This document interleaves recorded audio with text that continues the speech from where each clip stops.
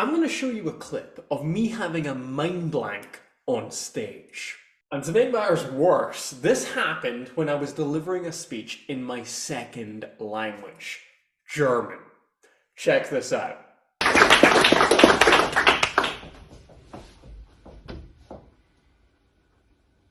In Schottland habe ich einen sehr alten Nachbarn. Ist immer mit seiner Tochter unterwegs. Ich bin eines Tages nach Hause gegangen. Ich habe die Tochter von meinem Nachbarn. Ich sage, guten Tag, wie geht's? Sie antwortet, fantastisch. Und dir? Gut, danke. Und wie geht's deinem Vater? Es gab ein langes Schweigen.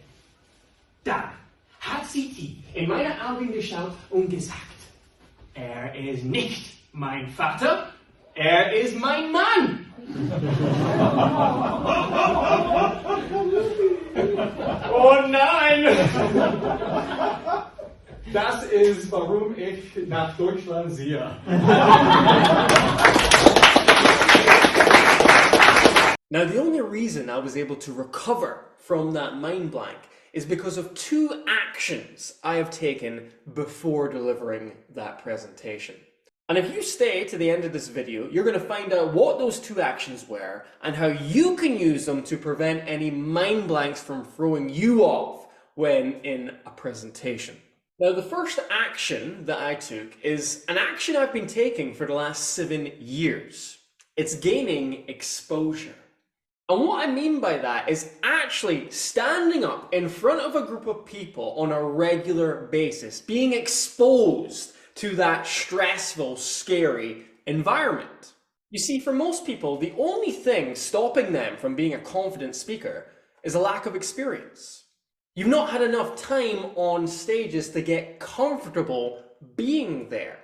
And what most people do is they actually avoid opportunities to stand up and speak. And that makes things even worse because you get less experience and then you almost build it up in your head to how big and scary a presentation must be. But I promise you, if you had to deliver a presentation every single day, this is what would happen.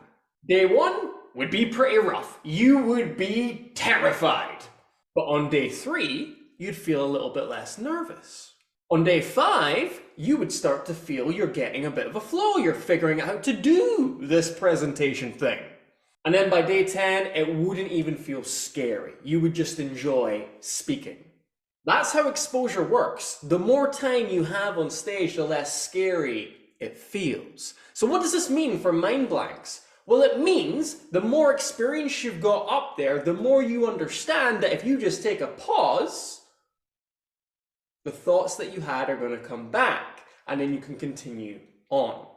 So my challenge to you would be to find a way to speak to an audience every single week.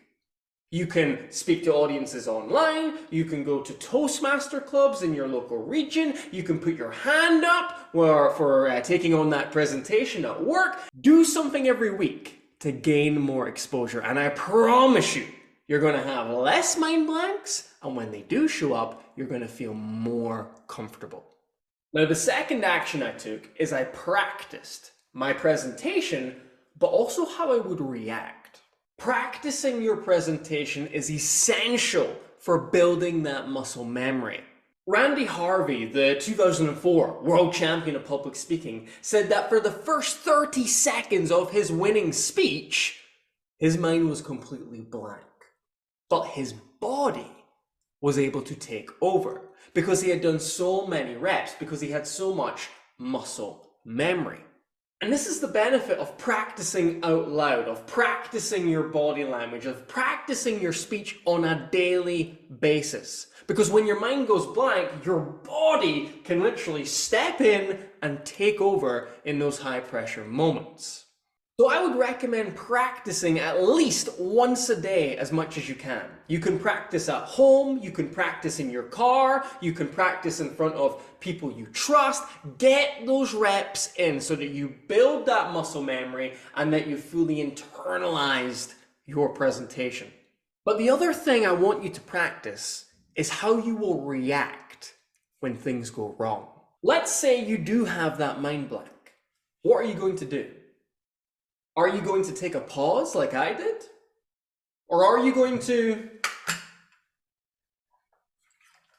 take a drink to get yourself back on track?